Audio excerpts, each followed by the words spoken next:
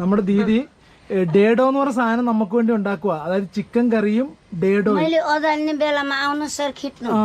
അതായത് ചോളപ്പൊടി ഇതിനകത്ത് ഇട്ടിട്ട്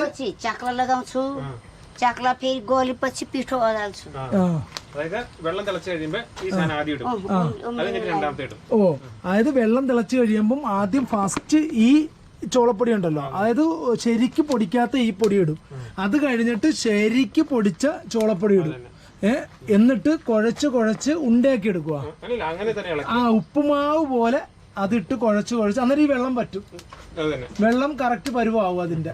അപ്പൊ അതാണ് സംഭവം ഡേഡോ. അപ്പൊ ഡേഡോ എന്ന് പറയുന്നത് നമ്മുടെ നേപ്പാളി ഐറ്റവും ചിക്കൻ കറി, നമ്മുടെ കാട്ട് ചിക്കനുമാണ് നമ്മുടെ ഇന്നത്തെ ഭക്ഷണം. കണ്ടേ ഇതാ വെള്ളം തിളച്ചപ്പം ഇതിടുക.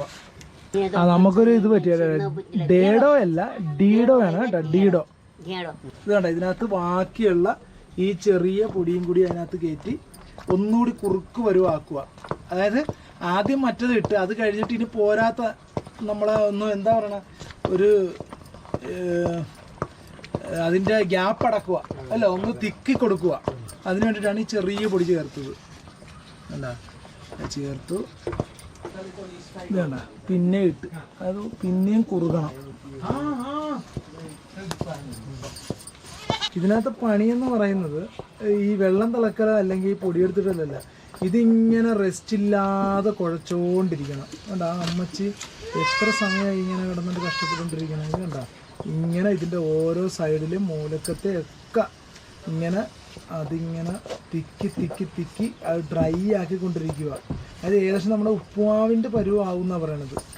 ആ രീതിക്ക് എടുക്കാൻ ഉദ്ദേശിച്ചത്. ഇത് ഇവരുടെ ഫേവറേറ്റ് ഐറ്റവും ഇവിടുത്തെ ട്രഡീഷണൽ ഐറ്റവും ഒക്കെയാണ്. നേപ്പാളിലെ മെയിൻ ഐറ്റമാണ് അവരുടെ ട്രഡീഷണൽ. അതേപോലെ ആരെങ്കിലും ഗസ്റ്റുകൾ വന്നാലൊക്കെ അല്ലെ, ഗസ്റ്റുകൾ വന്നാലൊക്കെ സ്പെഷ്യലായിട്ട് ഉണ്ടാക്കുന്ന ഒരു ഐറ്റമാണ് ഡീഡോ. അപ്പൊ ഇത് ഉണ്ടാക്കുന്നത് എങ്ങനെയാണെന്ന് ഞാൻ കാണിച്ചു തന്നല്ലോ. ആ ഐറ്റമാ.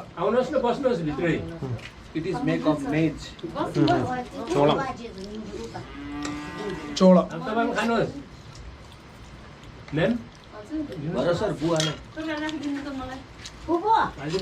അടിപൊളി നൈസ്.